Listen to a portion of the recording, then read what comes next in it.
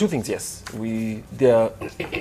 Originally, I think at the beginning of this administration's term, one of the things that the country committed to was to raise power quantum by an additional 5,000 megawatts.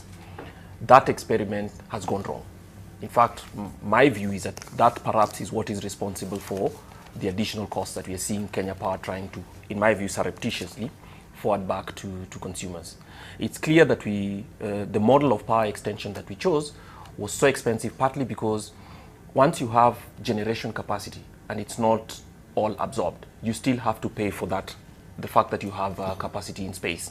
And that, in my view, could be part of the reason that actually Kenya Power has costs based on a political decision that was made that is actually forcing it to have to find new avenues for money. Now, if the rates are not adjusted to reflect that, because remember, most of the last mile connections were for smaller families and all that, whose use of power is not as intense as what an industry or a bigger family unit in Nairobi would do.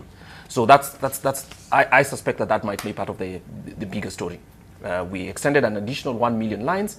In as much as we doubled the number of connections, revenues to Kenya Power went up by only 3%. Only 3%. Telling you that all these new connections did not raise sufficient revenue for Kenya Power to actually allow it to pay for its own costs.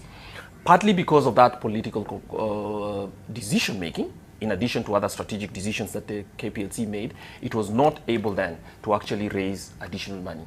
And I suspect that might be part of the reason why it's trying to find new ways to actually recoup that revenue, because there are standing costs that it has to bear nevertheless. So that actually might be our dilemma. All right.